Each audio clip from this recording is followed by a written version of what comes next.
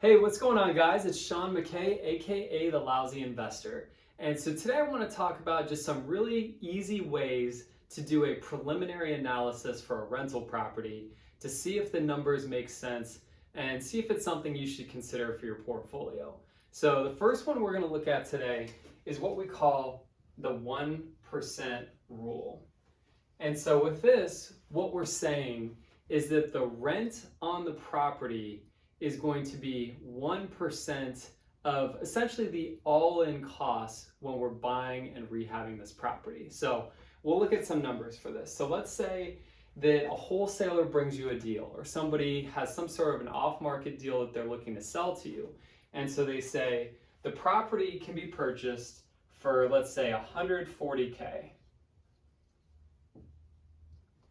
And the numbers they give you to rehab it, which obviously you want to confirm yourself, but we'll say that the number to rehab it to kind of get it rent ready, let's say is going to be another $30,000. So then, just obviously the all-in for this property is going to be $170,000. So we'll assume that includes the closing costs and all that kind of stuff for the purchase. So with the 1% rule, what we're saying is that in order for it to meet the criteria, the monthly rent would actually need to be $1,700 a month, because that is 1% of kind of your all-in cost for the acquisition of that property. So the reason why that's important is in today's market, that is what's in a lot of markets considered a pretty decent deal. So that means that the property should cash flow pretty well. And so a lot of landlords will look at that and they'll say, okay, if it meets that 1% criteria, then that's a deal that we might want to look at.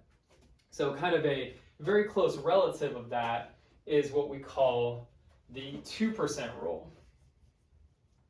And so the 2% rule simply states that in that scenario where your property, you're going to be all into it for $170,000, the property would actually need to rent for $3,400 a month, which obviously is a pretty high-end rental, at least in most markets. And so the $3,400 is equivalent to 2% of the kind of all-in cost for the property.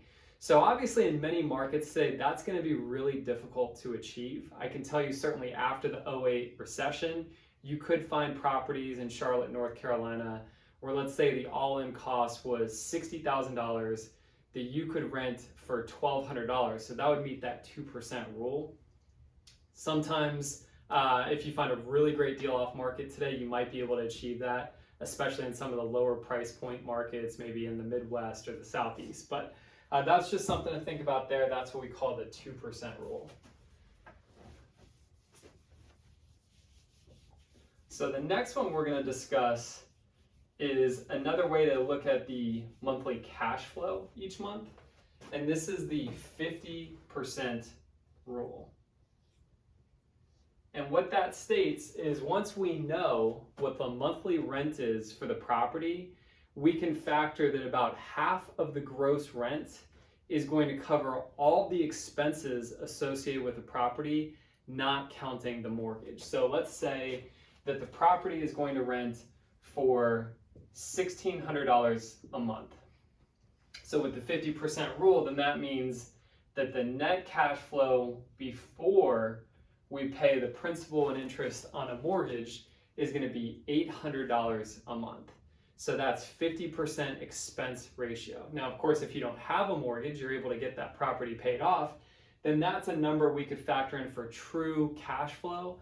That's money that we could use for any sort of expenses or any sort of fun vacations, things like that we want to do with our family, because obviously we're investing for a reason here. So that's just something to look at.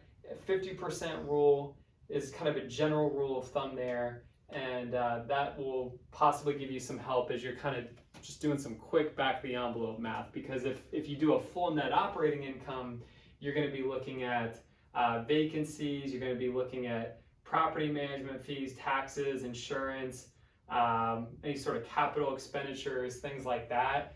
And so it could end up being 47%, it could be 52%. Obviously, before you buy the property, you want to have as good of a feel as possible, but just a little kind of quick back of the envelope math there. So hopefully that helps today. If you're hearing those terms with other investors, hopefully now you feel a little bit more comfortable. If you haven't subscribed already, please do so, and please feel free to leave a like if you got some value. All right, thanks a lot. We'll see you later.